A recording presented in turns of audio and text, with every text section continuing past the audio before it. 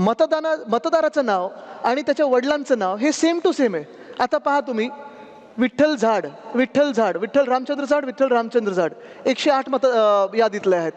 राजा कुप्पूर स्वामी, राजी कुप्पूर स्वामी एकच आहे. सुलेमान मोहम्मद रजाक, सुलेमान मोहम्मद रजाक सेम आहे.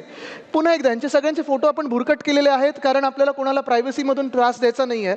पण हे देखील तुम्ही पाहिलं पाहिजे, जेव्हा यादी आपण पाहतो असे आपल्याला वरळी मतदारसंघांमध्ये 502 मतदार सापडलेले आहेत.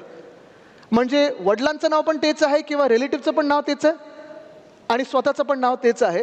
हे तर ठळकपणे आपल्याला एक यादी वाचनमध्ये जी आता यादी येईल त्याच्यात तुम्हाला दिसेल, ही यादी सगळ्यांकडे आहे ऑलरेडी. तर त्याच्यात हे तुम्ही पाहिलं पाहिजे की किती अशी नावं आहेत जी साधारणपणे सेम टू सेम आहेत. आता हे भलतंच प्रकार आहे. मतदाराचं नाव आणि वडिलांचं नाव, पुरुष मतदार घेतलेत आपण, कारण महिला मतदारांच्या वडिलांचं नाव बदलतं किंवा पतीचं नाव त्याच्यात येतं.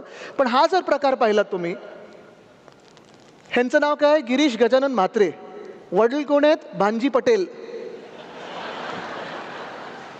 चांगलं आहे, म्हणजे कोणीतरी आपल्या राज्यात गुजरातमधून येऊन मराठी झालं, चांगलं आहे.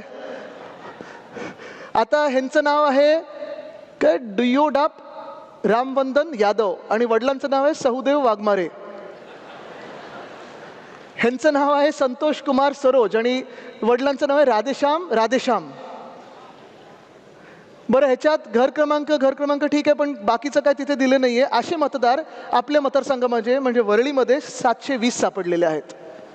हे देखील आपल्याला दिसणार आहे. एक यादीत झलक मारली आपण, एकदा पाहिलं आपण की वडिलांचं नाव काय आहे किंवा पतीचं नाव काय आणि स्वतःचं नाव काय, हे जर पाहिलं तर असे पुन्हा एकदा आपल्याला कितीतरी मतदार दिसतील जे असे घोळ केलेले मतदार आहेत.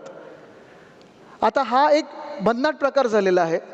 आपण जागतिक पातळीवर ह्याला वोकिझम बोलू शकतो की तुम्ही ठरवता तुमचे प्रोनाऊन काय आहेत, दे, देम, हिज, हर वगैरे. पण इथे ऑपरेशनच्या बिना स्त्रीलिंगचं पुलिंग केलं, पुलिंगचं स्त्रीलिंग केलंय. गौरी गगन गुप्ता, परत फोटोज आपण थोडे भुरकट केलेले आहेत, लिंग पुरुष. इथे तेजश्री दिलीप हडकर, लिंग पुरुष. असे 643 मतदार आपल्याला आपल्या विधानसभेत सापडलेले आहेत.